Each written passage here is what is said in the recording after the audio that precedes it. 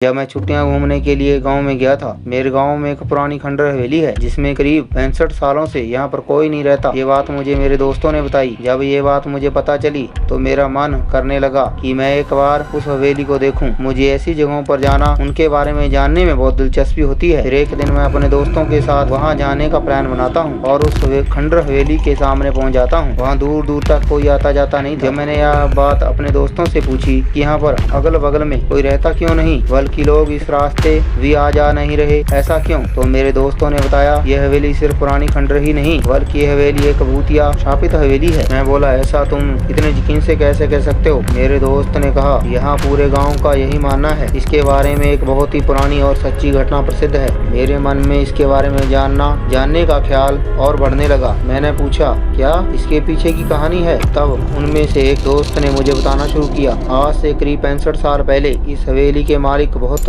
बड़े जिम्मेदार हुआ करते थे। उनकी एक पत्नी भी थी जो बहुत ही सुंदर थी। उनका नाम सुलेखा था।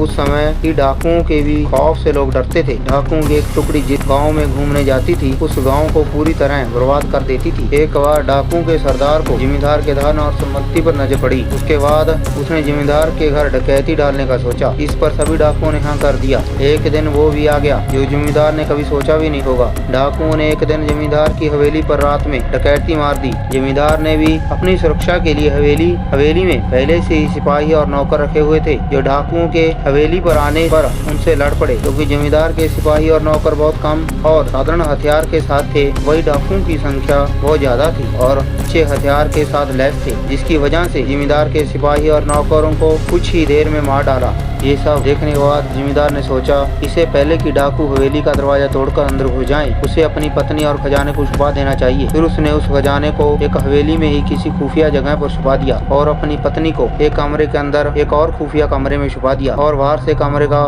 दरवाजा बंद कर दिया। इसके बाद कुछ ही देर में डाकू हवेली का दरवाजा तोड़कर अंदर घुस गए, जिसमें जिम्मेदार की मौत डाकुओं के हाथों में से हो जाती है। पर जिम्मेदार ने मरते मरते अपने खजाने का पता उन डाकुओं को नहीं बताया। डाकुओं ने खजाने को बहुत खोजा, वो नहीं मिला। फिर डाकू कीमती सामान उठाकर अपने साथ ले गए, परंतु जिम्मेदार की पत्नी जो खुफिया कमरे में बंद थी, उसका किसी को नहीं पता था। उसकी पत्नी बहुत चिल्लाई, लोगों को बुलाने की कोशिश की, कमरे के दरवाजे को तोड़ने की कोशिश की, पर वो अंत तक कुछ ना कर सकी और भूख प्यास से वो तड़प कर वहीं मर गई। उसके मरने के बाद उसकी लाश के बदबू से लोग हवेली में गए और उस कमरे को तोड़कर लाश को वहाँ से निकालकर उसका अंतिम संस्कार किया। कहा जाता है आज भी वो अपने पति का इंतजार उस कमरे में करती है। उसका पति कभी तो आएगा और उस कमरे से उसे आजाद करेगा। उसके हवेली में घुसपैठिए या उसके बिना इजाजत के अंदर जाने वालों को सजा देती है। मैंने अपने दोस्तों से ये कहानी सुनकर उन पर विश्वास नहीं किया। मैंने पूछा, क्या यार तुम लोग भी ना कब की बात आज तक लेकर बैठे हो? इसका कोई सबूत है तुम लोगों के पास? तो उन लोगों ने